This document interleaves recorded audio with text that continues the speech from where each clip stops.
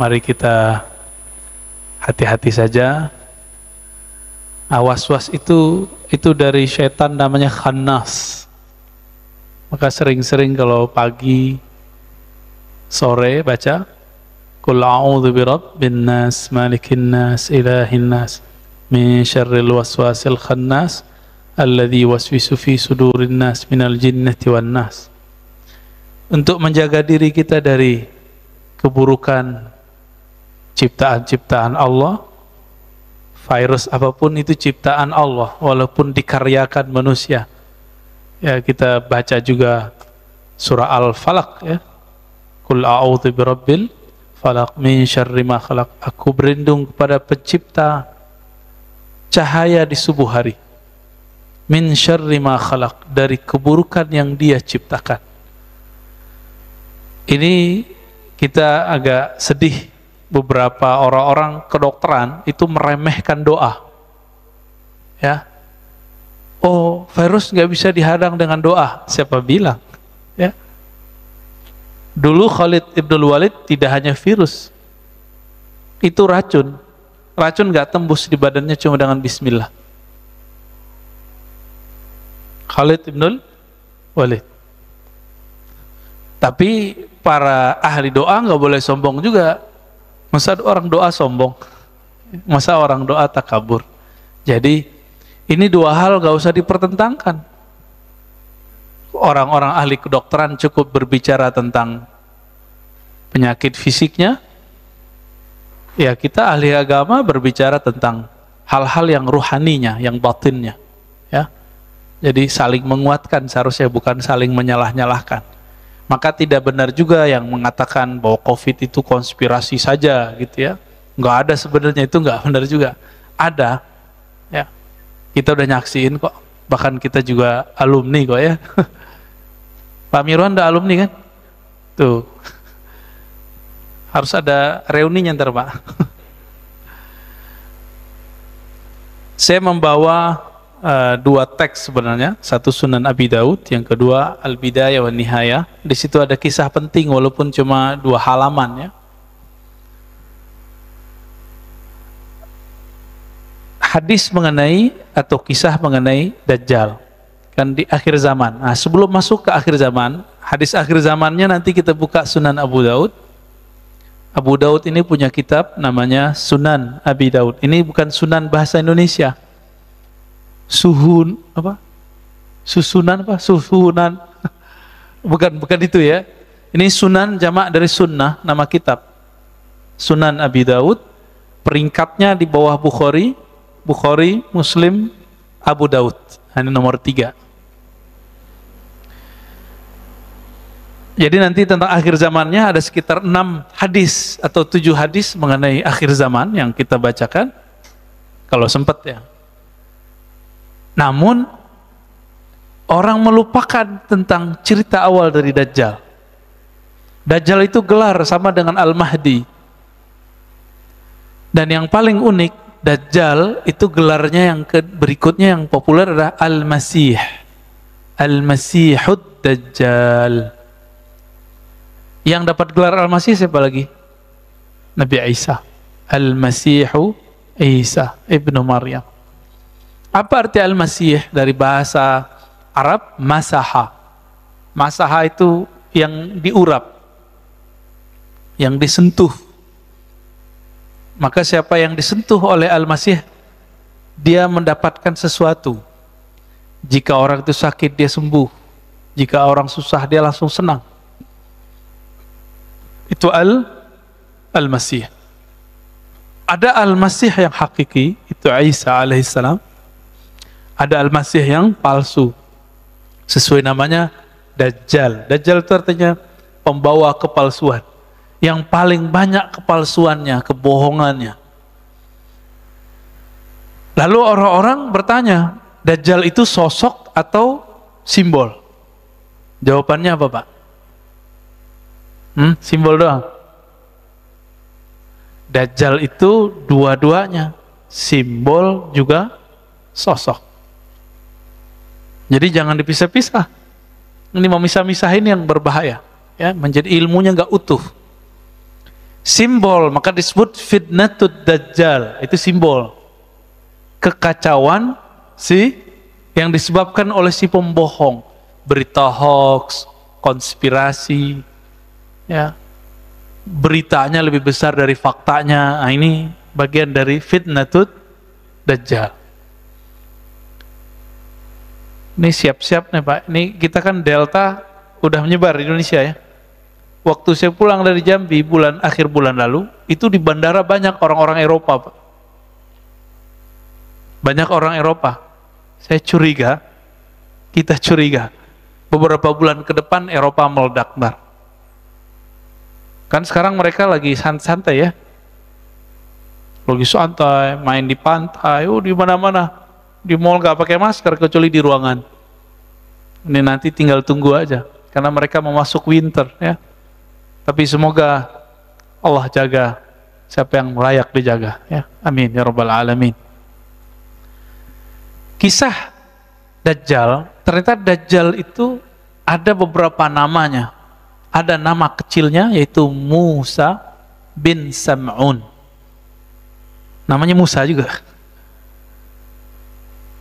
Ada gelarnya Samiri, karena dari negeri namanya Samara. Ini Samara yang mana? Ini juga kita bingung. Samara yang di Yerusalem, adakah di sana Samara, atau yang dari daerah Irak? Ya, wallahu a'lam. Nah, ayahnya Musa bin Sam'un itu Sam'un. Ini beda dengan Samson Pak ya, jangan dicocok logiin. Sam'un ini punya istri, mereka dua-duanya mohon maaf belum dikaruniai anak, alias mandul. Udah berobat, nggak sembuh-sembuh. Tiba-tiba ada iblis menyerupai seorang yang sakti, mandraguna. Si iblis ini ngomong, kamu kalau mau punya anak, lakukan ritual berikut. Jadi ritual-ritual begini emang dari dulu sudah ada. Lakukan, mohon maaf ya, hubungan suami istri di kuil setan. Ada kuil setan Pak di Samara itu. Dulu ada berhala banyak di kuil tersebut. Karena dia sudah ngebet mau punya anak, ditanya mulu sama orang, kamu payah nggak punya anak gitu, mandul gitu. Jadi stres. Akhirnya mereka datanglah. Jadi orang-orang yang stres, orang-orang yang kepepet, itu emang daya tawar keimanannya itu jadi rendah ya. Jadi mudah terpedaya. Orang sakit sama Pak, karena pengen sembuh akhirnya bernyekutukan Allah Subhanahu wa ta'ala.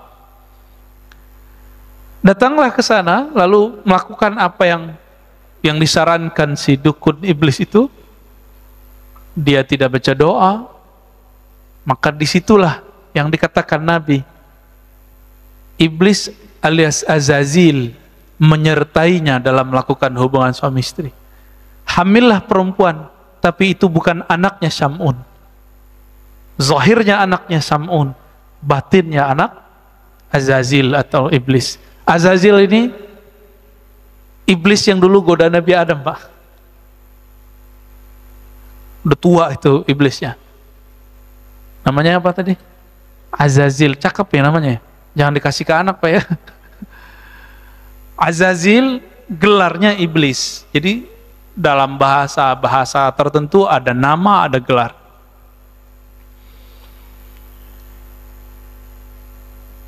Lahirlah si anak, dikasih namalah Musa. Musa itu artinya anak air. Begitulah lebih kurang. Kalau orang-orang Ibrani, bahasa Ibrani menyebutnya Musa. Ya, Musa bin Sam'un. Anak air, jadi mirip dengan Nabi Musa bin Imran. Nah, Nabi kita namanya Nabi Musa bin Imran. Beda ya, sama-sama di air, dihanyutkan di air. Bedanya Musa bin Sam'un ini, negeri Samara itu mengalami bencana banjir. Banjir Pak, habis, satu penduduk habis, orang tuanya hanyut gak tahu kemana. Musa bin Sam'un waktu itu umurnya masih setahun atau 2 tahun, diutuslah oleh Allah Jibril alaihissalam untuk membawa anak ini ke suatu pulau. Begitu riwayatnya.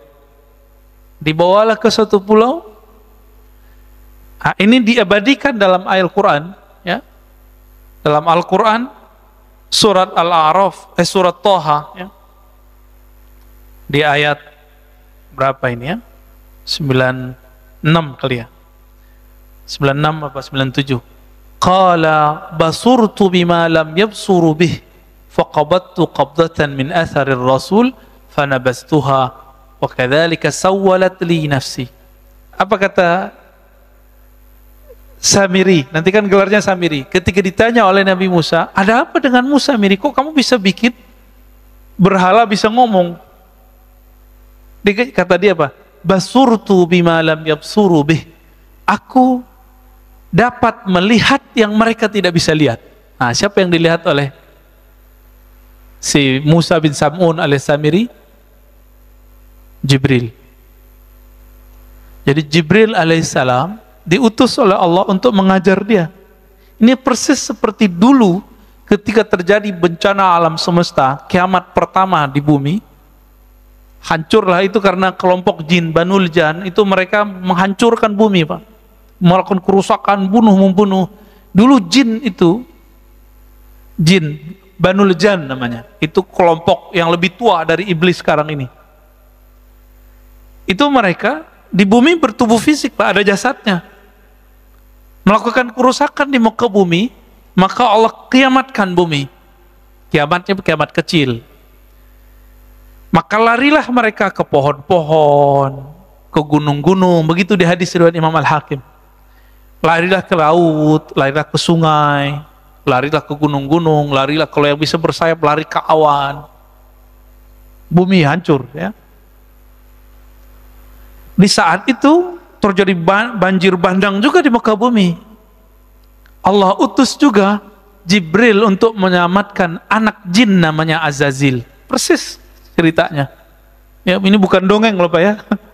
Jangan antum tuduh aneh dongeng, ini kajian hadis, kajian riwayat. Tapi ada yang Israiliyat, ada yang tidak. Karena ini sumber cuma ada di Israiliyat, kita ambil Israiliyatnya. Ada yang tidak Israiliyatnya, ya nanti yang hadis Abu Daud tadi.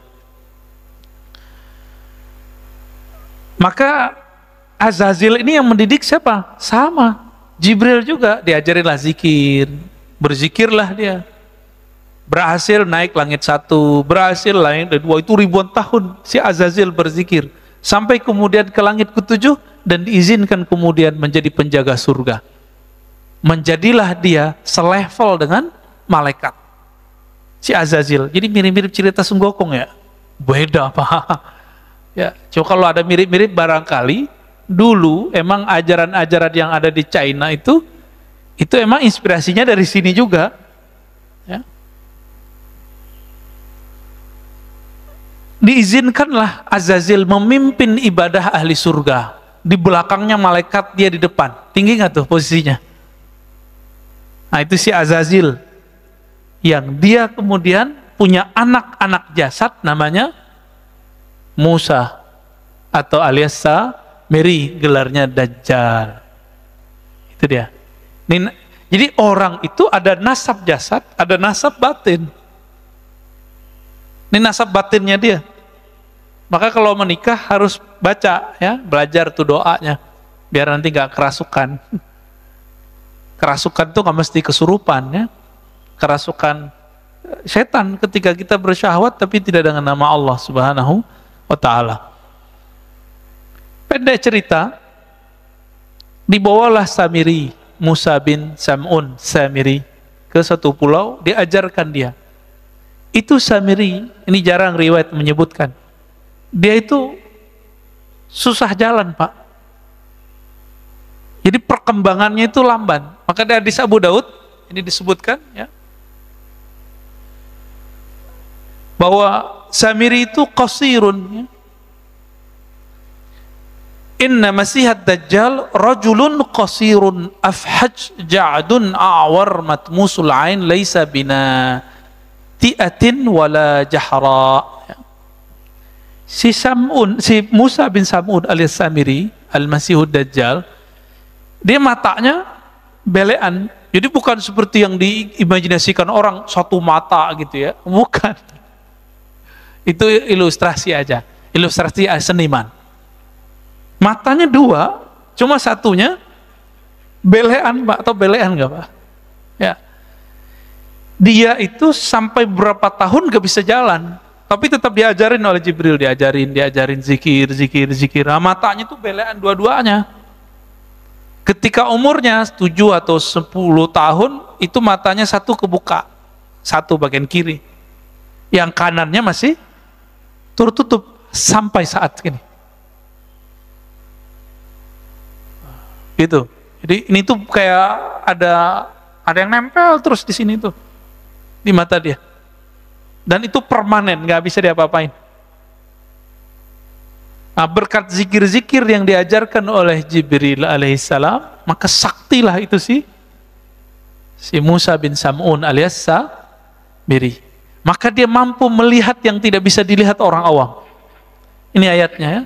Qala basurtu bima lam yabsuru. Aku mampu lihat yang mereka tidak lihat. Apa yang dia lihat? Dalam tafsir Ibnu Katsir, kemudian di Bidayah wa Nihayah dikatakan, Ra'aitu Jibril, aku melihat malaikat Jibril. Ini dalilnya nih. Dan ini bukan cocok logi Pak, emang begitu. Di pulau itu kemudian dia menjadi dewasa, tapi seperti yang dikatakan tadi, jangan dibayangkan Dajjal itu gede badannya, enggak, tapi dia keker Pak. Rajulun qasirun, laki-laki yang pendek dia,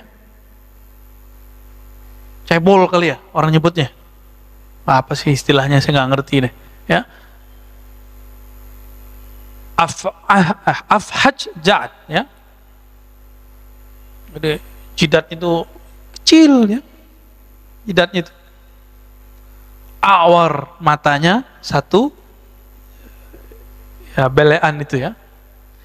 Matmusul ain laisa bina'in. Ini tanda kalau dia ini bukan Tuhan. Nanti kan dia ngaku Tuhan Pak. Urusan mata aja dia nggak bisa urus, masa dia ngaku Tuhan ya. Lalu kemudian karena kesaktiannya itu dengan nama-nama Allah yang Allah kasih, jadi Jibril itu memberikan ajaran, harapannya si Samiri ini bisa menjadi hamba Allah. Tapi ternyata nggak berhasil. Di pulau itu siapa yang lewat dia bunuh, ada binatang dia bunuh, memang sadis. Siapa yang ganggu dia dibunuh, siapa yang nasihatin dia bunuh. Cuma Jibril doang yang nggak berani dia lawan. Maka berhasillah dia kemudian dengan kesaktian itu, mungkin lewat perahu segala macam, sampailah dia di daratan. Ya. Pada masa Nabi Musa, dia datang ke negeri yang dimana Bani Israel datang ke sana. Ketika Nabi Musa alaihi salatu wassalam pergi berkhalwat ke Goa Tursina 40 hari ya, ingat-ingat nih 40 hari. Dalam masa 40 hari itu Samiri sanggup menyesatkan semua Bani Israel kecuali cuma beberapa orang. Yang dititipkan waktu itu siapa? Nabi Harun. Nabi Harun sanggup nggak? Enggak. Maka dalam surah Al-A'raf dari ayat 148, 154, Toha 83 sampai 98 itu diceritakan bagaimana Nabi Harun diancam untuk dibunuh. Kamu macam-macam, bunuh gitu. Nah, Nabi Harun ini yang jenggotnya panjang, Pak. Ini yang kita ceritakan beberapa bulan lalu, yang mereka gagal paham kelompok sebelah ya. Itu pujian itu, tapi mereka salah paham. Nabi Harun jenggotnya panjang, kayak sufi-sufi sekarang juga. Jenggotnya panjang Pak. Ya. Ini yang sekarang dipakai oleh Yahudi Ortodok. Apa itu penghinaan? Di mana saya menghinanya? Karena mereka memotong dan niatnya emang ingin memfitnah kita. Tapi ya sudah kan, saya udah maafin Pak, dan saya minta maaf. Ya. Untuk apa keras-kerasnya? Tapi mereka tetap bully, ya biarin aja. Kita nggak ada urusan. La nakhafu laumata laim. Kita nggak takut dicaci maki. Itu diajak debat sedikit sama teman saya langsung diblokir. Kita dicaci maki tiap hari, nggak ada kita blokir, kita biarin aja. Ya. Kecuali ngomongnya kasar-kasar, jorok-jorok, ini kita nggak hiraukan. Ya. Ya. Ini udah muncul nih. Ini hati-hati Pak ya. Di dalam diri kita ada sisi apa? Binatang ternak, ada sisi sifat binatang buas. Kalau ada orang, kalau lagi tengkar, ngomong jorok itu di dirinya lebih dominan sifat binatang ternak. Ngerendahin orang, cari makan lu, gitu ya. Mau terkenal lu, gitu. Ya.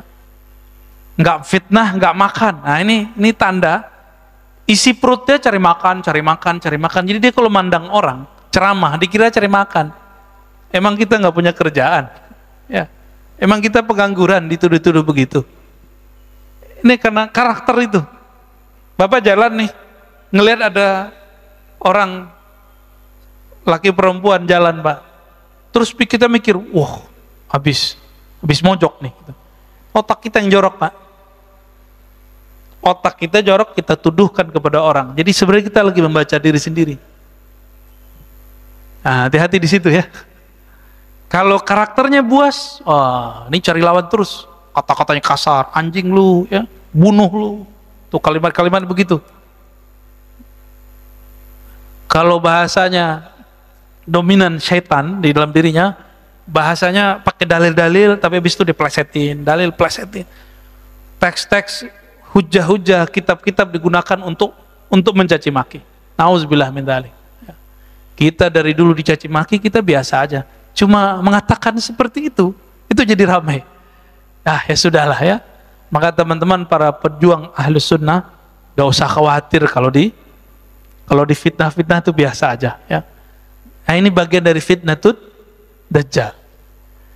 Nah teman-teman yang melakukan Allah, lalu Nabi Harun yang jenggotnya panjang, yang sekarang dilestarikan oleh Yahudi Ortodoks, ya berarti bagus dong jenggot ini. Bagus sebenarnya. Itu kemudian ditarik jenggotnya oleh Nabi Musa. Itu ada di surah Al-A'raf itu ya. Apa kemudian kata Nabi Harun? Ya. Wahai Musa, aku diancam bunuh oleh mereka. Nah, memang dari dulu ngancam-ngancam bunuh nih. Turunan-turunan mereka nih Pak. Ini gayanya begitu. Ayak tulu nih ya. Mereka ngancamku dengan pembunuhan. Ini gayanya dari dulu. Maka Nabi Harun pun tidak berdaya. Maka Nabi Musa alaihissalam memerintahkan kepada mereka untuk tobatnya dengan bunuh diri. Nah, coba perhatiin. Yang syirik tobatnya bunuh diri. Giliran datang ke Samiri, apa kata beliau?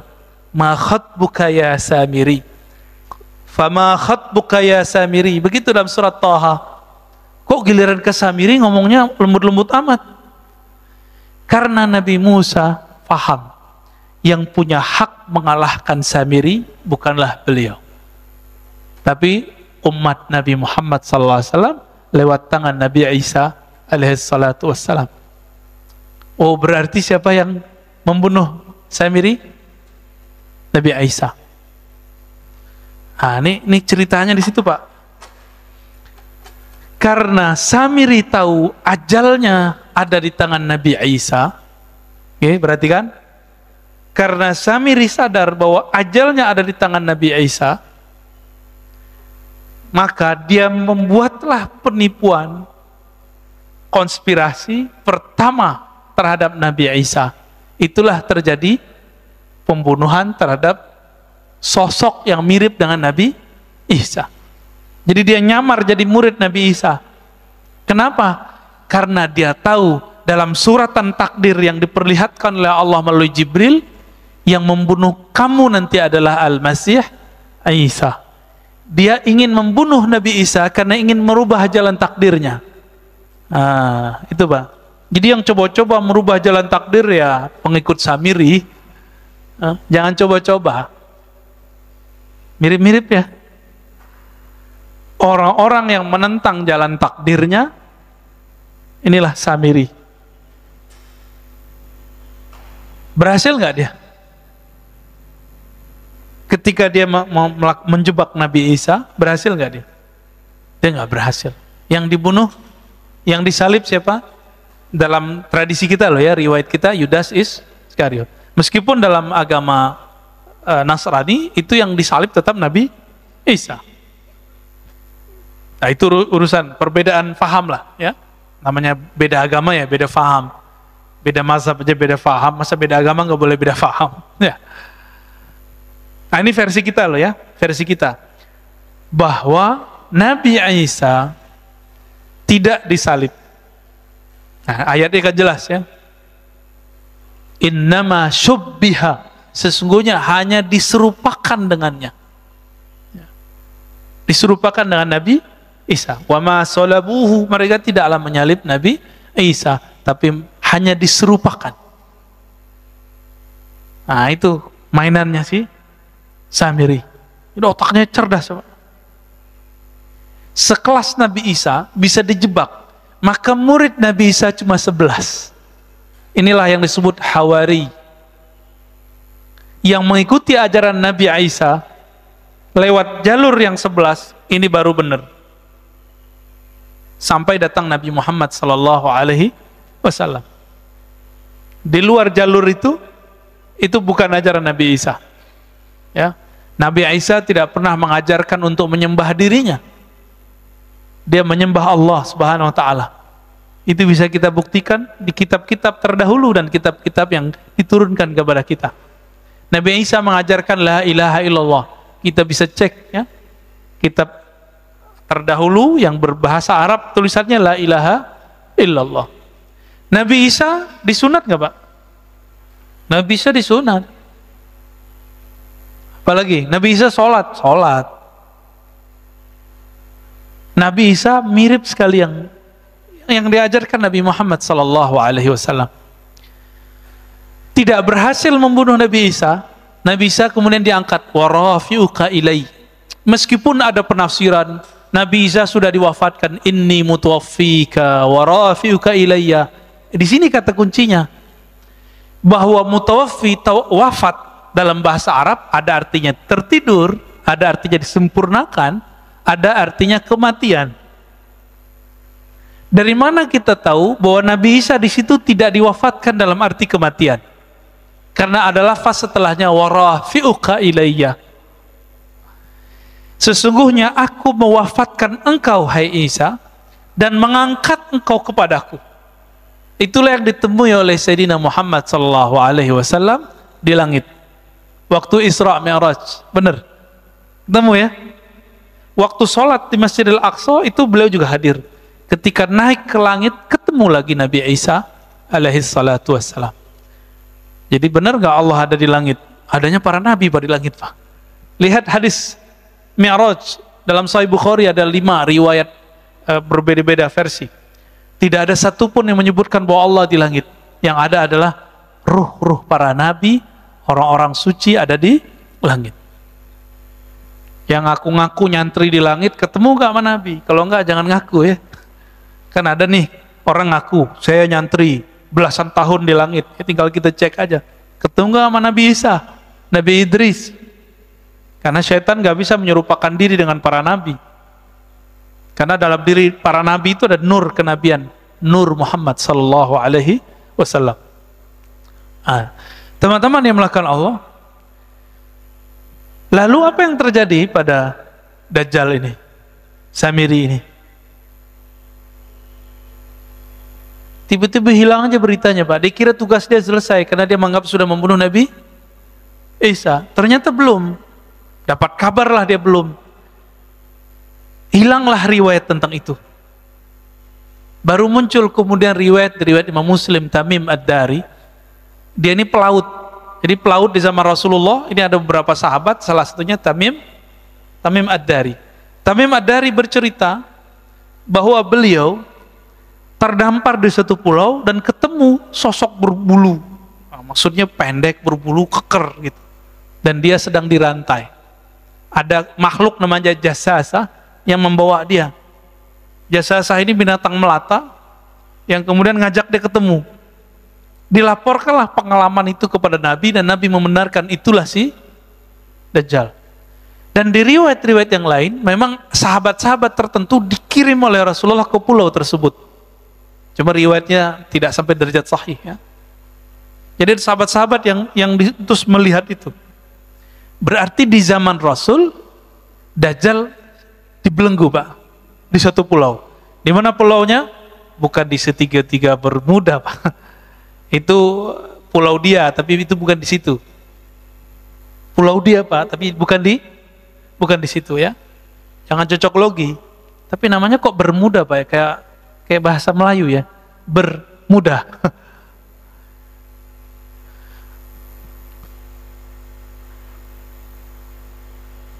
Kita masuk ke hadis Abu Daud ya. Hadis Abu Daud judul babnya Khurujud Dajjal, keluarnya Dajjal.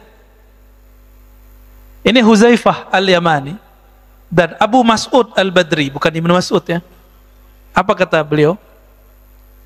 Ijtama'a Huzaifah Abu Mas'ud faqala Huzaifah berkata, la ana bima ma'ad Dajjal a'lamu minhu. Saya lebih mengerti persoalan Dajjal daripada Abu Mas'ud. Nah, ini dalil boleh ngomong saya tahu dalam bab keilmuan untuk membagi keilmuan, bukan untuk gagah-gagahan.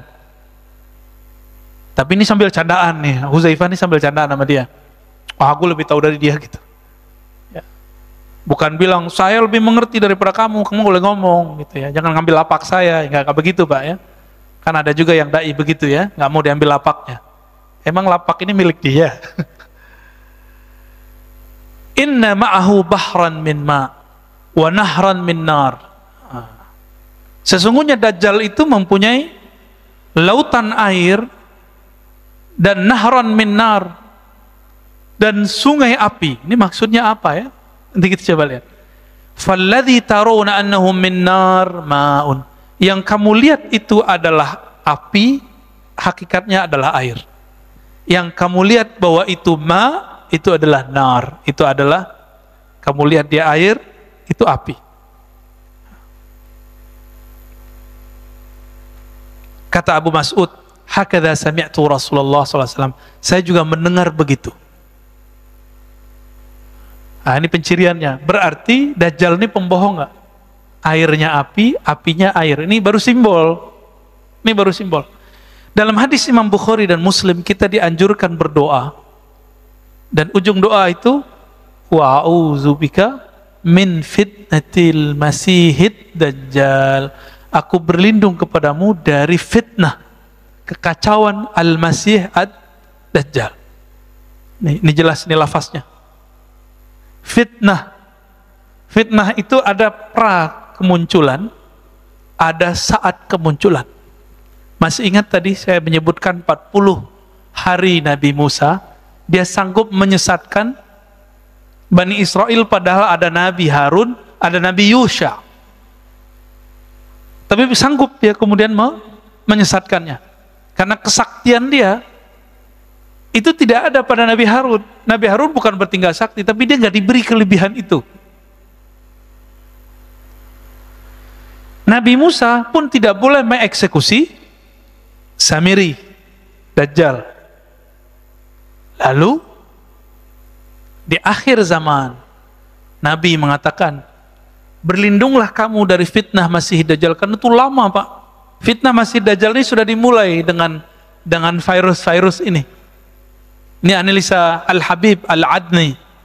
Ya, kita bisa lihat kajian-kajian beliau, ulama Yaman, temannya Habib Umar, namanya Habib Abu Bakar Al-Adni.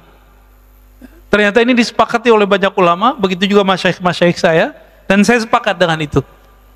Bahwa virus corona ini awal daripada fitnatut Dajjal. Apa arti fitnah tadi? Kekacauan. Kacau nggak di negara? Kacau Pak. Ya, nggak ada negara yang aman dari corona, nggak? Ada nggak? Nggak ada.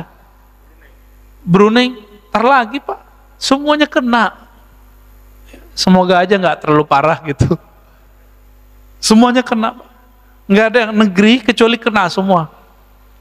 Puncaknya nanti ada musibah kelaparan nanti, ya. Ketika negara utang, bayar, beli vaksin udah jadi Tuhan sendiri. Kita dengan kaget mendengar beberapa kaum intelektual yang ngerti agama ngomong, virus ini bisa diselesaikan hanya dengan satu hal, vaksin. Walah. Jadi musyrik dia tuh. Ya. Bung Karno ketika memerdekakan negeri ini, dia menyebut dengan rahmat Allah. Walaupun dia berjuang habis-habisan, masuk penjara, keluar penjara, diasingkan, dia nggak mengatakan hanya dengan cara berjuang, enggak. Dia memulai dengan atas nama Allah. Itulah simbol kewalian Bung Karno. Ini orang lupa nih. Kita lupa kan? Kita kira pendiri bangsa ini bukan seorang wali. Wali Pak, dia waliullah. Maka dia sayang dengan ulama-ulama, cinta dengan ulama-ulama. Loh kok sekarang ada yang ngaji sejarah mengejek Soekarno? Ngisi di sini kalau nggak salah ya. Oh, gawat ini Pak. Itu bisa berbahaya itu. Perkaranya bisa panjang nanti itu. Ngisi di sini loh Pak. Lalu berani kemudian memfitnah Bung Karno. Nah, kembali ke yang tadi. Ya. Samiri sebelum keluar akan terjadi fitnatud dajjal, fitnah Masihid Dajjal, dan itu lamanya bukan main. Puncaknya nanti adalah kelaparan yang berkepanjangan. Ini kita simbolnya, kita lihat berapa tahun Nabi pernah mengalami kelaparan. Masih ingat nggak riwayatnya? 2 atau 3 tahun? 3 tahun. Dan ini akan berulang kembali. Akan ada masa, Bapak hitung aja yang ahli ekonomi, yang bisa menghitung-hitung devisa negara, kira-kira bangkrutnya negara kita tahun berapa nih? Kalau vaksin nggak bekerja, virus terus merajalela, mutasi, kira-kira tahun berapa? Hitung aja Pak. 2027, 28, 29, 30. Bisa jadi lebih cepat. Waduh, Pak Mirwan nakut-nakutin kita nih. Kata Pak Mirwan 2024 Pak. Belum Pak, 2024 masih ada duit. Masih ada devisa. Ya. 2024 kalau hitung-hitungan mereka masih ada. Ini setiap dari tahun kemarin sama sekarang, negara udah ngabisin duit untuk persoalan COVID ini udah banyak sekali. Dan itu bukan negara kita loh Pak ya. Saya dapat kabar dari sahabat saya, ya jamaah kita juga di Ekuador, kedubesnya Pak. Ya Pak Agung dan istrinya, itu ngabarin, di sana negaranya nggak sanggup Pak beli vaksin. Kalau di Indonesia kan kedubes negara lain aja divaksin ya, dan itu gratis. Tapi dasar orang Indonesia nggak suka bersyukur, ngeluh tiap hari, ngata-ngatain tiap hari, nggak ada rasa syukurnya. Dikasih vaksin gratis juga, ya.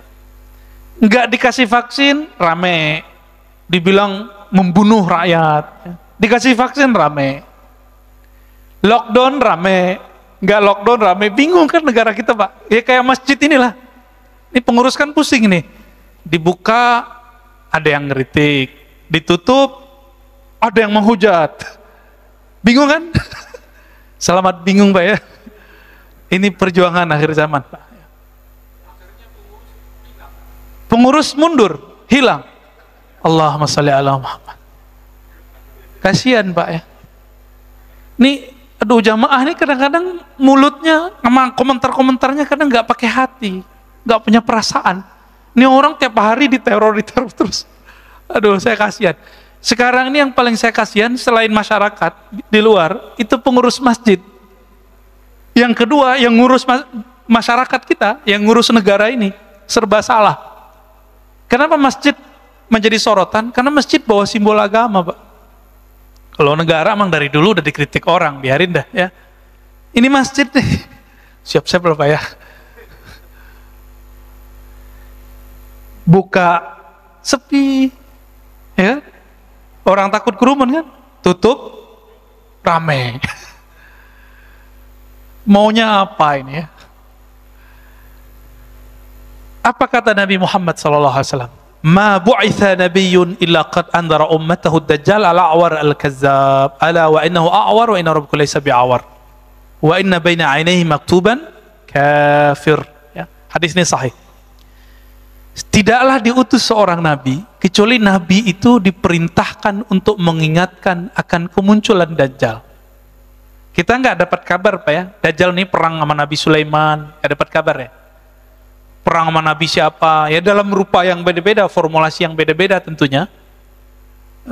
Berarti setiap masa itu ada Dajjalnya, dari Nabi Nuh. Berarti Dajjal ini bermutasi juga dia Pak. Cuma Dajjal yang permanen itu Musa bin Sam'un Samiri. Ini permanen, dia belum mati-mati. Jadi kalau Musa bin Sam'un alias Samiri masih hidup, masa Nabi Khidir nggak bisa hidup? Ya nggak? Tor gitu boleh dongeng lagi ya. Ya salam. Kita kan nggak dapat riwayat aja bahwa Nabi Khidir itu sebenarnya masih hidup. Kalau ulama ahlu zikir, ahli kolbu, ahli rohani, itu ijma, sudah sepakat bahwa Nabi Khidir itu masih hidup. Masih hidup beliau. Ada beberapa nabi yang masih hidup. Nabi Ilyas, Nabi Idris, tapi beliau kan sudah pernah mati. Dan hadisnya sahih. Ayatnya juga ada. Ada satu nabi yang seharusnya dia hidup bangkit lagi, tapi kemudian karena kaumnya berkhianat kepadanya, setelah dia dimatikan, kemudian nggak dihidupkan lagi karena pesan dia nggak dilakukan. Namanya Khalid bin Sinan. Khalid bin Sinan itu nabi antara Nabi Isa dan Nabi Muhammad. Khalid bin Sinan ini pesan, nanti kalau saya mati itu untuk ada suatu kemaslahatan, maka dia dibunuh, dimatikan. Apa kata dia, kalau aku mati maka nanti jasad atau abunya atau apa gitu, saya lupa lafaznya, tolong nanti dilakukan begini. Ritual ini nggak dilakukan oleh pengikutnya, oleh umatnya, maka dia tetap sekarang di alam barzakh. Jadi ukurnya dia belum mati, ukurannya. Kok bisa begitu ya? Emang bisa begitu. Itu namanya Khalid bin Sinan, baru dengar ya? Padahal riwayatnya ada Pak. Ada di Bidayah wa Nihayah, ada di beberapa kitab ya. Lalu ada Nabi Khidir. Dari kalangan musuh Allah itu ada Dajjal, ada iblis, ada jin. Jin itu kalau nggak dibunuh oleh jin yang sakti atau manusia yang sakti, dia nggak mati Pak. Jin itu korin, nggak hati-hati. Beberapa orang belajar zikir, nggak tahu, nggak ada bimbing oleh guru yang bersanad sahih kepada Rasulullah. Ketika dia zikir, yang datang Syekh Abdul Qadir, ternyata korinnya bukan Syekh Abdul Qadirnya. Bisa jadi gitu Pak. Yang datang katanya Syekh Bahauddin Naqsyabandi, ternyata korinnya. Bisa jadi begitu. Ini banyak kejadian nih ya. Ada orang tertentu yang terkena ini, dan hati-hati ya. Bapak saudara makan Allah. Kemudian apa kata Nabi ya? Kalau tadi 40 hari, maka nanti Dajjal itu keluarnya berapa hari? Juga 40 hari. Hari pertama seperti setahun, hari kedua seperti sebulan, hari ketiga seperti hari-hari yang lain. Hari seminggu gitu. Itu di total 40 tahun rasanya. 40 hari di zaman Nabi Musa, sama 40 hari puncak dia khurujnya, keluarnya, sampai kemudian turun Sayyidina Isa. Jadi Nabi Isa ini luar biasanya apa? Kalau Dajjal datang ke suatu tempat, lalu dia dengar ada Nabi Isa, dia kabur Pak. Karena dia pernah membunuh Nabi Isa, nggak mati-mati, ternyata diangkat ke langit. Beri takutnya Dajjal dengan siapa? Nabi Isa. Tapi Nabi mengatakan apa? Inni qad haddastukum anid Dajjal hatta khasyitu alla ta'qilu ya. Kemudian fawallahi inna rajul la ya'tihi wa yahsibu annahu mu'min. Demi Allah, kalau Dajjal ada, nanti orang beriman datang kepadanya, bertemu dia masih mengira dirinya beriman padahal dia sudah kafir. Fayattabi'uhu mimma yub'ats bihi minasyubhat. Karena dia lapar. Tadi berapa tahun? 3 tahun masa paceklik. Saya nggak tahu tahunnya kapan ini. Tapi Bapak hitung aja, ini perkiraan loh Pak ya. Negara kita mulai nggak bisa gaji PNS-nya. Nah itu berarti udah deket tuh. Ya, mikir-mikir mau masuk CPNS tuh. Ini kabar takutnya loh Pak ya, kabar segernya nanti ada lagi. Kabar gembiranya ada juga Pak. Ini kabar menakutkan nih. Ketika negara sudah nggak sanggup, ini kan beritanya negara kita coba adem-adem, tapi tetap saja beritanya kan nggak adem. Udah kolab Pak ini. Negara udah nggak sanggup bayarin rumah sakit, hotel udah nggak sanggup. Vaksin lagi nih, nggak sanggup udah. Ditambah ada politikus, tikus-tikus yang menari di atas penderitaan vaksin ya. Kita sebut aja mereka tikus ya, nggak usah politikus. Ini agak berbahaya ini. Di mana nanti negara-negara di dunia sudah lost semuanya karena hutang. Nah, inilah kezaliman yang luar biasa yang disebut dalam hadis Jawrah. Kezaliman yang luar biasa. Nanti batas-batas teritorial negara itu cuma nama aja. Udah nggak ada lagi. Presiden, raja, gubernur nggak dianggap lagi ntar. Itulah awal paceklik puncak di alam semesta. Seperti terjadi di masa Rasulullah 3 tahun, nanti 3 tahun. Setelah itu baru muncul 40 hari Dajjal keluar. Tapi nggak usah khawatir. Kalau ada Dajjal berarti ada Al-Mahdi. Kalau ada Al-Mahdi berarti ada Nabi Isa. Al-Mahdi mau sholat Pak. Ada di satu masjid. Mau sholat di daerah Syam. Mau sholat, tiba-tiba Nabi Isa turun dari Babul Lut, namanya dalam hadis ini disebutkan dari Babul Lut. Dia ada di dalam riwayat ini. Indal manaratil bayda syarqiyyah Dimashq fayudrikuhu inda Babil Lut. Al-Mahdi di dalam masjid mau sholat, turun Nabi Isa. Nabi Isa ketika datang dipersilakan jadi imam. Mau nggak dia jadi imam? Enggak, kenapa? Al-Mahdi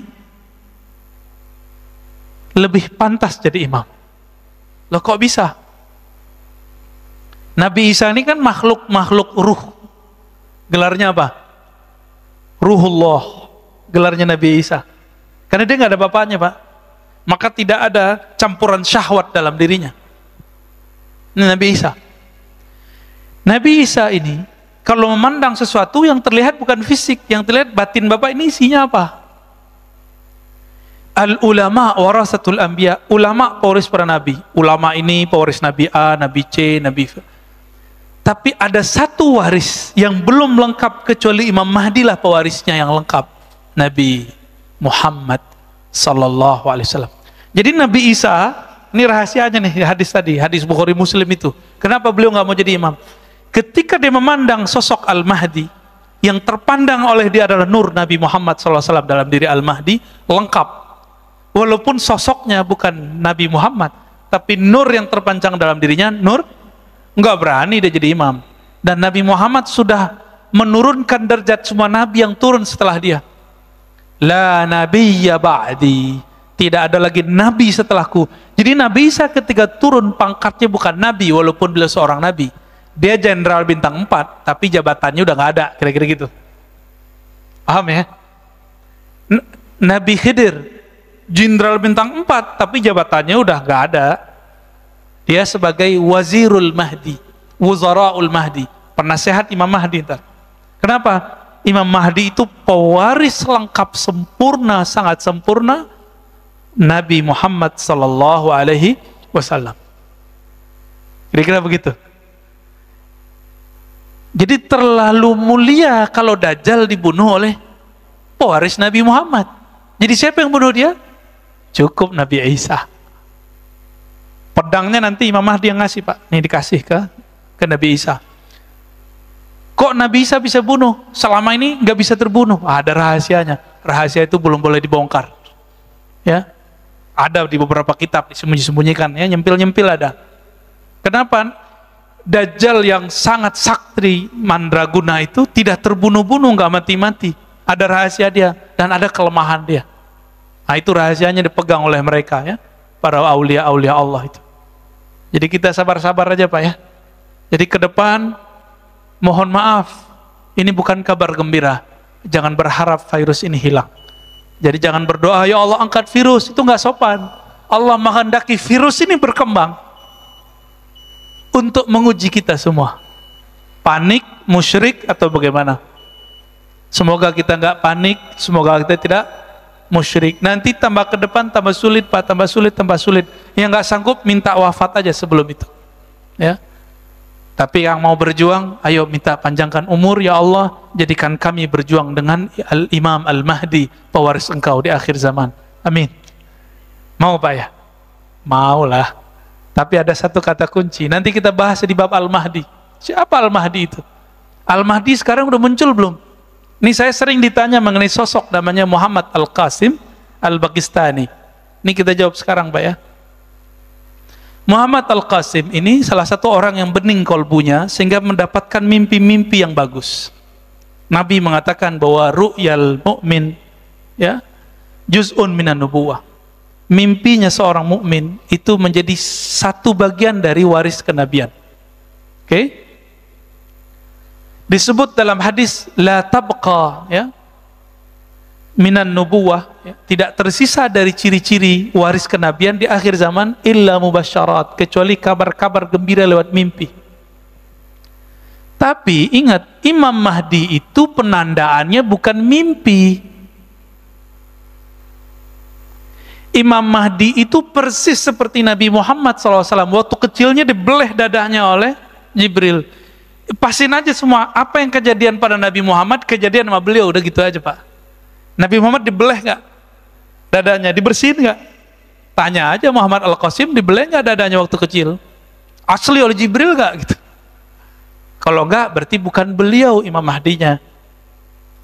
Beliau hanya mengabarkan, beliau dapat sinyal gitu. Kan beliau nggak pernah ngaku sebagai Al-Mahdi sekarang ya. Karena dia ngaku udah ketemu Allah ribuan kali, ketemu Nabi ribuan kali kan. Ya nggak ada masalah sama kita. Itu mah dikit. Abu Yazid Al-Bustami setiap hari 70 kali dia bertemu Allah. Percaya Pak? Saya percaya ya. Abu Yazid Al-Bustami, kalau Nabi setiap detik per detik ketemu Allah. Nabi loh Pak ya. Abu Yazid Al-Bustami setiap hari 70 kali ketemu Allah. Itu biasa ditulis di kitab, itu nggak ilmu yang tinggi, biasa aja. Kalau dihitung udah berapa ribu dia itu Allah itu. Enggak jadi Imam Mahdi tuh Abu Yazid Al-Bustami. Abul Abbas Al-Mursi ketemu Nabi setiap saat Pak. Gimana Bapak mau percaya ini? Kan dibilang dajjal lagi ntar sama orang, dongeng lagi ente gitu. Apa kata Abul Abbas Al-Mursi, murid Imam Abul Hasan Syazili, gurunya Ibnu Athaillah Sekandari pengarang Al-Hikam, yang kitabnya kita ganti hari ini dengan Sunan Abu Daud. Ya. Requestnya antum tuh Mas Adit tuh ya. Apa kata Abul Abbas Al-Mursi? Kalau aku tidak memandang Rasulullah setiap detik, setiap nafas, maka aku kafir. Enggak jadi Imam Mahdi itu dia. Jadi Imam Mahdi enggak Abul Abbas Al-Mursi? Enggak.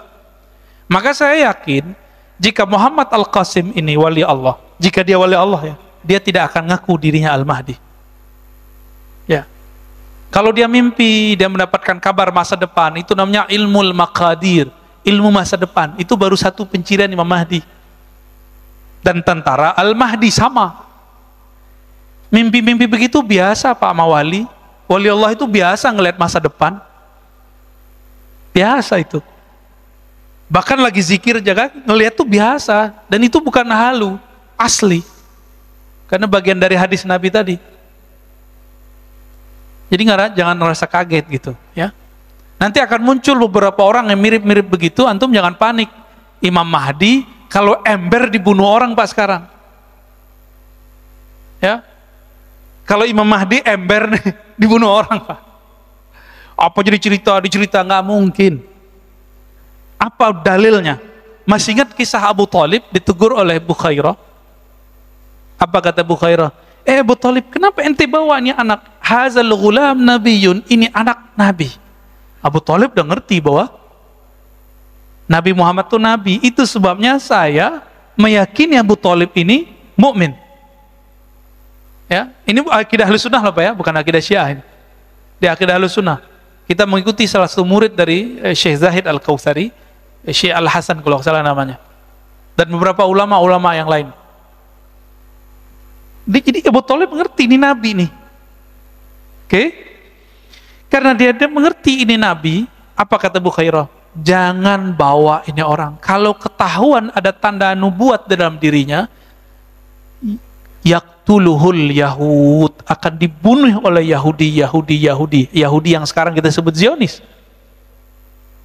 Dibunuh pasti Pak. Ya mungkin sekarang nggak tahu nama intelijennya apa gitu ya, Mossad ke apa, saya nggak ngerti deh ya.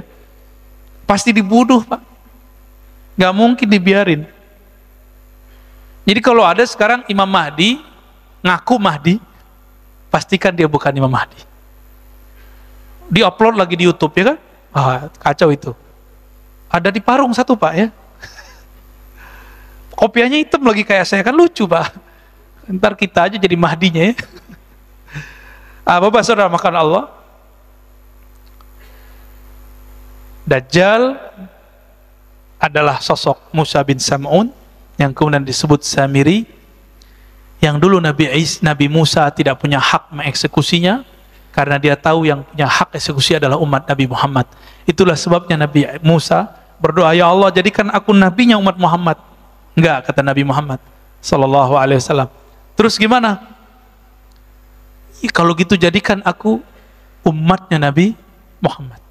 Maka nanti akan ada pewaris Nabi Isa di kalangan umat Nabi Muhammad. Jadi ulama, tapi batin dia mewarisi Nabi Isa. Melalui orang inilah Nabi Musa berjuang. Kira-kira begitu. Nabi Musa di alam lain, dia di alam nyata. Dan saya tutup dengan sebuah hadis ya, diriwayatkan oleh Imam Abu Daud.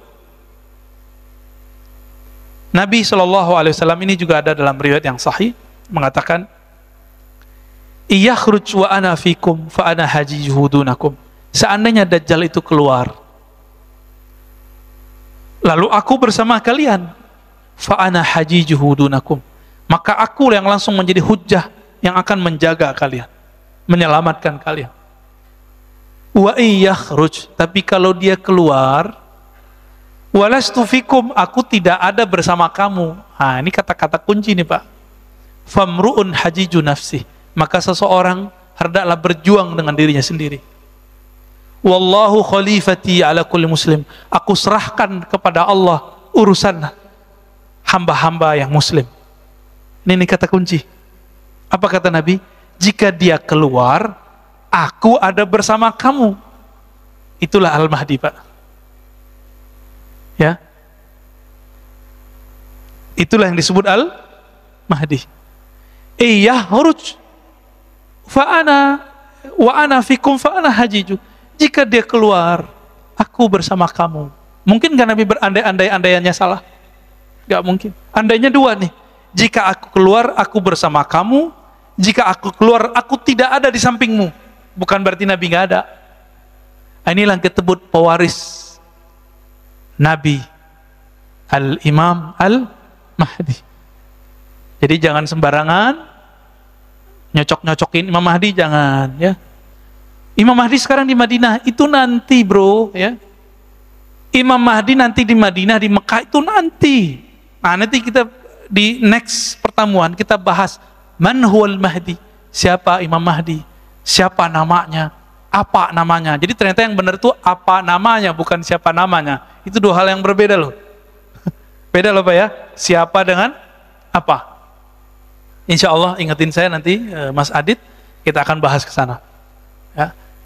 Nanti kita tetap merujuk ke Sunan Abi Daud, dan saya pernah membuat daurah itu di Riau, full berbahasa Arab, dan tidak diposting ya. Tidak diposting oleh teman-teman di sana. Baik, lebih kurang itu Pak. Saya rasa cukup. Ada diskusi? Waduh, Pak Dokter nih. Maaf Pak Dokter ya. Jangan clash Pak ya. Ada cross otoritas tar. Tafadhol Pak.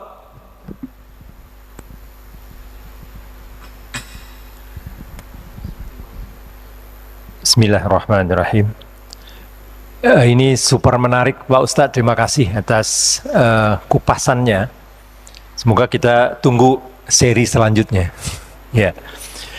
Pertanyaan saya pertama bahwa kisah ini atau proses runtutan yang akan terjadi berdasarkan tinjauan sunnah ya.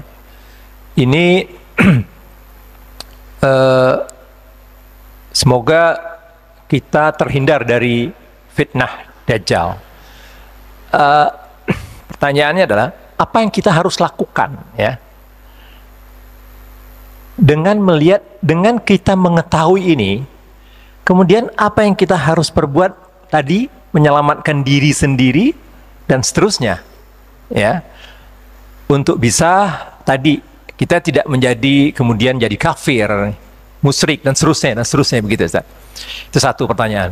Yang kedua tadi saya lihat ada hal yang saya kurang nyambung ya, terkait dengan Samiri tadi tidak berhasil membunuh Nabi Isa. Kemudian dia takut kalau Nabi Isa turun. Artinya dia tahu bahwa dia tidak membunuhnya. Jadi artinya tadi dikatakan bahwa dia mengatakan bahwa dia sudah membunuhnya, padahal diserupakan. Okay.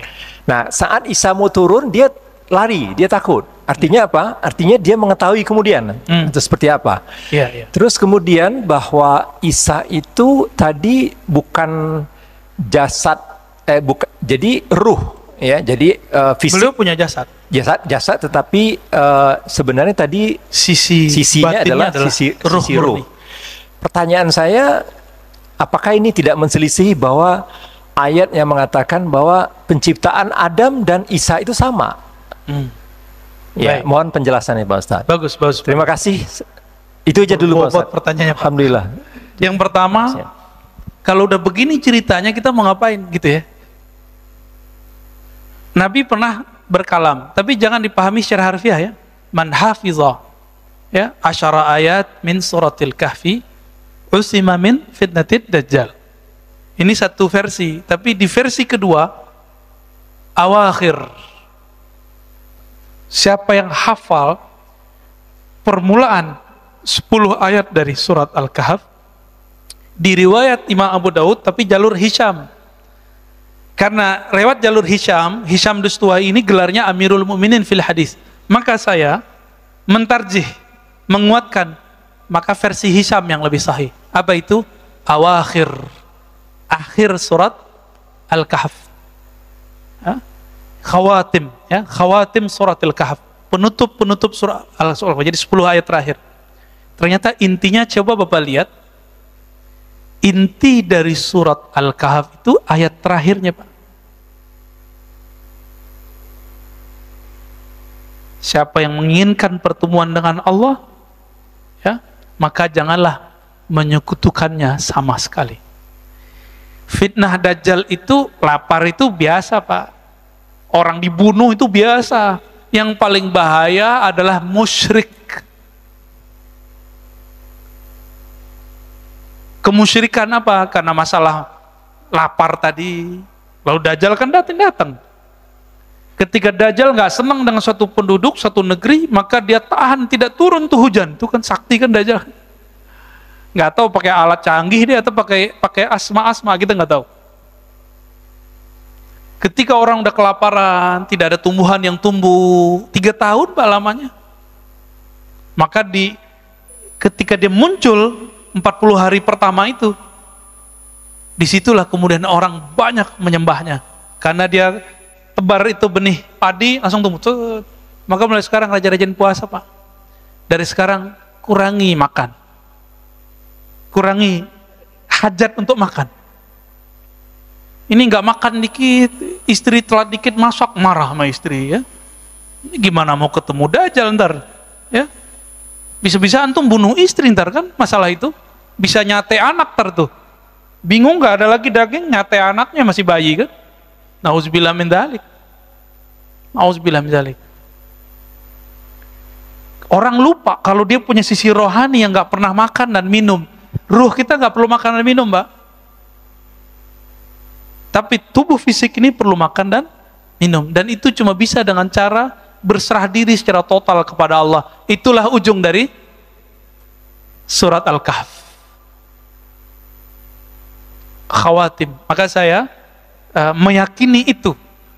Jadi Bapak biar nggak ragu, ada namanya teknik jamak.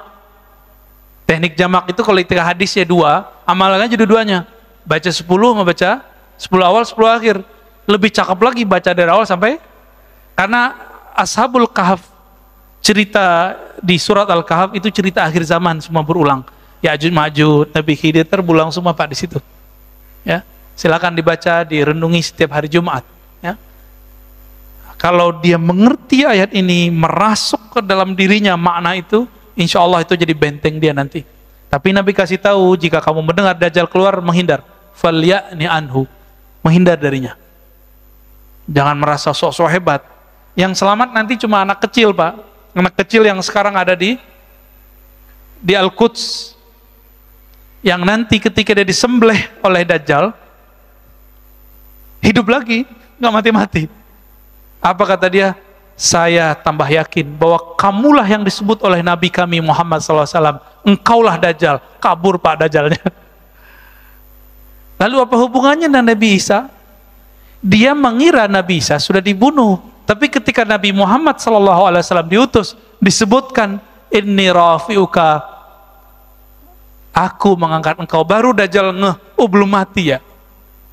Itu dia. Jadi dibuka lagi suratan takdirnya. Terus yang terakhir tadi apa Pak? Lupa ya nanya ya. Saya lupa yang terakhir tuh. Ini kalau pertanyaannya 3 begini Pak, lupa kita. Ada yang mengingatkan? Oh, penciptaan. Penciptaan Adam dan Nabi Isa itu sama, maksudnya dari tiada menjadi ada. Tapi beda. Kita ada ayah dan ibu. Beda nggak sama Nabi Adam? Nabi Adam ada ayah nggak? Ada ibu nggak? Nggak ada. Sayyidatuna Hawa, Eva, ada ayah nggak ada ibu. Sayyiduna Isa ada ibu tiada ayah. Beda Pak. Tapi dari ketiadaan menjadi ada sama. Khalq secara basyariah. Karena kalau versi surat Shad, inni khaliqun basyaran min tin. Aku ciptakan sisi manusiawi. Adam, siapa lagi tadi? Isa, Hawa, kita sama semua. Tapi secara ruh itu beda. Itu beda ya. Maka Nabi Isa, karena beliau makhluk rohani murni, beliau tidak menyebut Nabi Muhammad, beda dengan Nabi Adam. Beliau menyebut inni mubasyiran bi rasuli ya'ti min ba'dismuhu Ahmad. Karena Ahmad itu adalah nabi azali istilahnya. Jadi ketika Nabi mengatakan aku sudah jadi nabi, Adam belum ada, itulah dia. Ahmad namanya. Nabi Isa karena dia ruhullah, dia memandang itulah Ahmad. Itu yang akan keluar namanya nanti Muhammad. Dalam hadis dikatakan, Nabi Muhammad bersabda, namaku di dalam kitab-kitab terdahulu, Injil atau Taurat itu Ahyad. Artinya sama, terpuji. Gitu ya.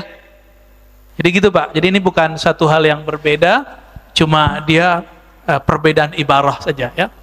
Ya, ada lagi? Terima kasih Pak Ustadz. Ya. Ya. Jadi nggak rame-rame amat kan, jadi boleh panjang. Boleh. Kalau rame malah saya yang takut Pak. Jadi dianggap buat kerumunan lagi kita. Ya. Alhamdulillah kajian yang sangat-sangat menarik. Dari saya ada 2 pertanyaan Ustadz. Ya. Pernah ada mendengar hadis bahwa di akhir zaman nanti ada fitnah yang seperti malam yang gelap gulita. Nah itu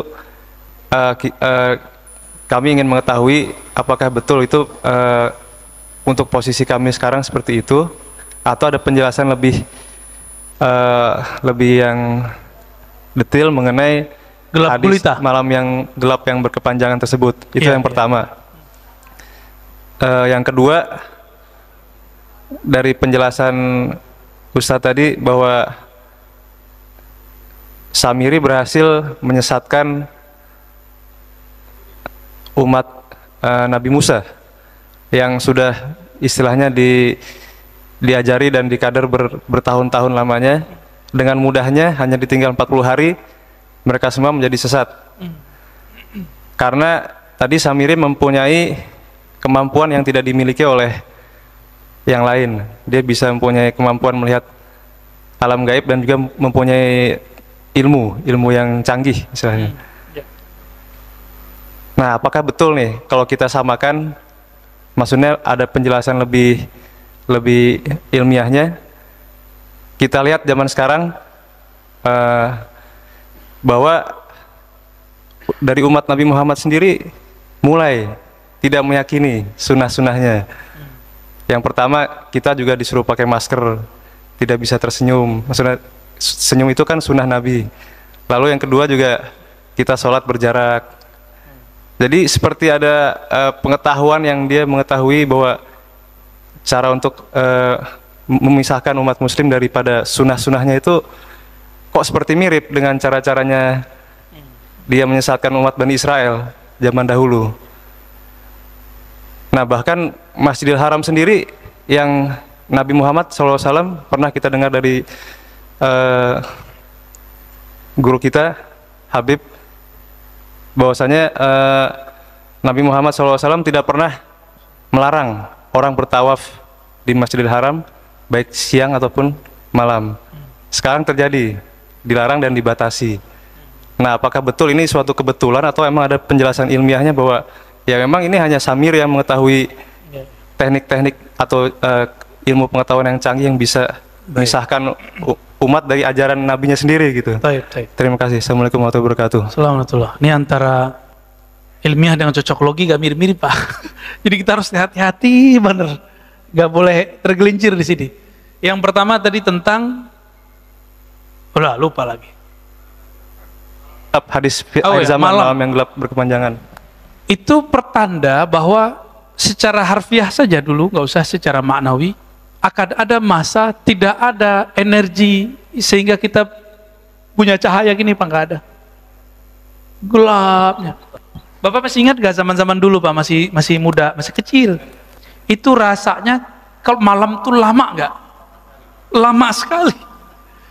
Saya walaupun di kampung saya itu orang udah punya listrik, tapi saya kan di pojok Tanjung namanya, kita nyebut Tanjung. 500 meter kuburan, Pak. Jadi rumah kita itu doang di situ. Yang lain udah dapet, tapi tiang listrik gak bisa masuk ke tempat kita. Ketika orang-orang udah punya listrik, saya gak ada. Itu setiap kali malam saya kalau baca buku tuh ya sedihnya kalau bukan main. Pakai lampu teplok itu, damar ya, taruh. Mata sakit itu, Pak. Tapi saya terus baca. Saya kalau ingat tuh bisa nangis. Ingat ibu saya, ingat ayah saya itu saya bisa nangis kalau ingat itu. Dan rasanya lamanya bukan main. Nanti ditambah dengan kondisi seperti itu, ditambah kondisi psikologis. Ini kapan berakhir? Jadi 40 hari, 40 malam itu nanti itu nggak ada lagi tuh cahaya.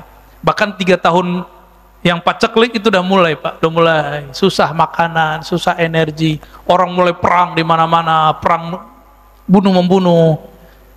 Ya, sebelum itu terjadi, nanti banyak ulama-ulama jadi khawarij. Berarti dia bukan ulama beneran toh. Kafir mengkafirkan, bunuh membunuh, caci mencaci. Jadi sekarang caci mencaci ini awal, Pak. Ini awal munculnya tentara-tentara Dajjal. Karena nanti targetnya satu, bunuh membunuh sesama muslim. Jadi jangan heran nanti tentara Dajjal itu pakai kopiah, pakai serban, pakai baju koko, pakai baju islami. Tapi dia ngorok para habaib. Karena mereka nggak percaya ada habaib. Ngorok ulama-ulama waliullah. Jadi jangan heran nanti, Pak. Sekarang kalau ada kelompok nggak percaya ada habaib, hati-hati. Hati-hati itu. Itu udah awal-awal tuh muncul. Padahal Nabi menjamin bahwa keturunannya pasti selamat, pasti ada, pasti langgeng. Dan itu sebenarnya ilham-ilham setan yang dikirim oleh Dajjal. Dajjal ini kan tahu bahwa Al-Mahdi itu keturunan Nabi Muhammad, maka sikat aja semua keturunan Nabi Muhammad. hati-hati Pak ya. Kita mengakui zuriat Nabi ini beragam, arah politiknya macam-macam, ya kita hormati semua, gak usah ikutin arah politiknya, cintai aja mereka. Pasti ada yang pro Habib Fulan, ada pro Habib Fulan, ya kan? Ya nggak apa-apa. Yang penting kita hormat sama semua Habib. Siapa tahu dari kelompok dia, dari keturunan dia, ya kan? Wallahu a'lam. Jadi itu terjadi ketika musim semua nanti manual. Jadi cerita bahwa kan Ustaz akhir zaman udah banyak cerita ini. Ini ada benarnya, cuma yang nggak benar ini cocok logi tentang Imam Mahdi yang dari WA Yaman itu nggak benar itu ya. Kemudian Dukhon 2 tahun ini kan mereka mewaswaskan umat ini, itu yang nggak benar. Mereka cabut saja sedikit cocok logi itu, udah lurus tuh mereka itu udah nggak ada masalah sebenarnya. Cuma karena suka cocok logi, mungkin lagi mencari bentuk nih formulasi gimana sih. Ya kalau nggak kenal ciri-ciri Imam Al-Mahdi yang batin, cuma kenalnya yang zahir, jidatnya begini, hidungnya begini, antum bingung. Habaib dari dulu yang jidatnya lebar banyak, yang hidungnya mancung banyak. Jadi kalau pencirian Imam Mahdi zahir, lewat antum. Pencirian Imam Mahdi itu bukan lewat itu, tapi lewat yang tadi. Iyakhruj wa ana fikum fa ana hajijuhu. Jika dia keluar, aku bersama kamu. Nih aku bersama kamu ini yang penting. Aku ada di antara kamu. Kenali ciri-ciri pewarisnya ini. Sekarang belum kelihatan Pak. Kalau sekarang obral beliau Al-Mahdi ya lewat, dibunuh tar. Ya yang aku Mahdi jadi tangkap-tangkapin sekarang enggak. Minimal disidang sama MUI, sama Jawa, macam-macam lah. Terus yang kedua tadi tentang adakah ini memang agenda dari Dajjal, orang sholatnya udah pisah-pisah gitu ya, pakai masker, padahal kita harus senyum. Jangan jauh ke sana. Jangan ke sana. Nanti antum tengkar sama Pak Dokter nanti. Penanya pertama, mak kedua ntar tengkar Pak. Ini itu kalau versi usul fikih dan fikih disebut dengan sadduz zari'ah. Apa arti sadduz zari'ah? Sad menutup, zari'ah ya, penghalang ya, maksudnya preventif, supaya udara yang bervirus itu nggak nyebar kepada saya, kita jaga jarak plus pakai masker gitu. Oh saya sehat aja Ustadz, iya antum sehat, tapi kan bisa jadi UTG gitu. Maka kita hormati orang-orang yang pakai masker di tempat yang bermasker. Di luar itu ya sudah nggak apa-apa. Ada beberapa masjid nggak ada pakai masker Pak, biasa-biasa aja. Tapi mereka di sana mati juga tiap hari biasa aja. Tiap pagi dari innalillahi wa emang ada kok. Kita mau kasih tahu virus ini ada. Baik secara zahir ataupun secara batin, itu bisa dilihat. Secara zahir tanya dokter, secara batin tanya ahli-ahli rohani. Itu mereka bisa lihat. Jangan konyol seperti yang video itu diambil-ambil. Emang begitu? Kiai ya? Mati kan? Karena sombong sih ya. Sombong itu, konyol. Gak bisa begitu ya. Gak tahu tekniknya, gak tahu jeroannya, spirit yang ada pada COVID, jangan coba-coba ya. Itu ilmu-ilmu para wali itu. Yang sekarang Allah masih sembunyikan Pak. Wali itu kalau wali Allah ngerti, mereka tidak akan meminta bencana itu Allah angkat. Mereka mengatakan kami ridho kepada takdir Allah. Nah, saya mau tanya Bapak, ridho nggak? Ridho nggak nih COVID? Imannya benar. Lengkap sudah rukun imannya. Ini baru COVID loh Pak ya. Nanti ada zaman kelaparan, ridho nggak? Serius nih. Ingat-ingat lah ya, kalau umur kita panjang, ada masa nanti susahnya bukan main. Siap nggak? Katakan raditu billah, pegang perut nanti hilang pak laparnya insya Allah. Nanti yang kenyang itu ruhnya, sisi rohaninya yang kuat nanti insya Allah. Nah nanti ada masa namanya masa Islah Al-Mahdi, nanti kita jelasin ya. Kita buka Sunan Abu Daud, ada pembahasan menarik di situ tentang sosok Al-Mahdi. Ini kabar buruknya, nanti ada kabar gembiranya, kedatangan sang pembawa waris cahaya Al-Imam Mahdi alaihi salatu wassalam. Jadi hindari saja kontradiksi dengan ilmu kedokteran ya. Tapi saya meminta juga tolong para dokter hormati juga ulama yang mengajarkan doa-doa, zikir-zikir ya. Karena mereka memandang yang tidak dipandang oleh dokter, sebagaimana dokter memandang yang tidak dipandang oleh ulama. Saling menghormati. Ya Pak Dokter ya, sepakat ya? Baik. 6:30 Pak, kesemangatan kita. Satu lagi Ustaz. Di mana nih? Oh ya, silakan Pak. Ya. Bismillahirrahmanirrahim. Pertanyaan kami terinspirasi bahwa tadi Ustaz menyebutkan dengan rahmat Allah. Dengan rahmat Allah ada kemerdekaan dengan situasi yang sulit dan suatu harapan yang sangat baik. Dan kami juga pernah mendengar untuk masuk surga itu nggak cukup dengan ibadah yang kita lakukan, tetapi melainkan dengan rahmatnya Allah. Rahmat Allah. Nah, dan Nabi Muhammad juga tidaklah diutus kecuali sebagai rahmat. Nah, dalam situasi yang kondisi seperti ini, pandemi seperti ini, kejadian yang beraneka ragam dan sulit untuk diprediksi, apa makna dari rahmat Allah itu, bagaimana pengaplikasian daripada rahmat Allah, dan bagaimana juga cara kita supaya mendapatkan rahmat Allah tersebut. Terima kasih. Wassalamualaikum warahmatullahi wabarakatuh. Ini pertanyaan kolbu nih Pak. Makasih Pak pertanyaannya. Nabi disebutkan tidaklah engkau diutus kecuali rahmat bagi alam semesta. Tidak masuk surga kecuali dengan rahmat Allah. Seperti hadis Bukhari. Lalu Allah menyebut dirinya Rahman Rahim, sumbernya rahmat. Lalu apa aplikasinya? Kata rahmat itu yang membuat Bung Karno jadi wali. Itu kata rahmat itu Pak. Bung Hatta jadi wali itu karena rahmat itu. Pejuang-pejuang zaman itu Allah angkat mereka jadi wali. Allah, kekasih Allah, tidak semua loh Pak ya. Karena kalam itu. Jadi jadi wali Allah itu gampang-gampang susah. Mengerti rahmat Allah jadi wali. Ada wali diangkat jadi wali Allah karena dia melihat ada anjing kedinginan di tepi jalan, dia pakai jaket mantel yang zaman-zaman orang Arab dulu. Dia keluarkan itu, dia lepas, diselimuti itu si anjing. Dia kedinginan tapi anjingnya nggak kedinginan, dia selamatin di tempat yang berteduh. Allah angkat jadi wali. Ada perempuan di zaman Bani Israel, perempuan PSK, jadi wali karena dia memberi minum anjing. Lain nama mu'alaf yang itu ya. Anjing mau ditabrak sama dia. Ya, belum jadi wali dia Pak. Maka bagaimana aplikasi rahmat? Orang yang ada nur rahmatullah dalam dirinya, dia tidak pernah putus asa. Satu, kejadian begini nggak pernah putus asa. Yang kedua, selalu husnuzon, baik kepada Allah, apalagi kepada Allah dan juga kepada makhluk. Saya mau tanya Pak, COVID ini buruk semua atau ada baiknya? Apa baiknya Pak? Jadi insaf, waduh bahasanya soleh banget Pak. Kalau saya merasakan apa? Selama COVID, saya bisa belajar lagi Pak.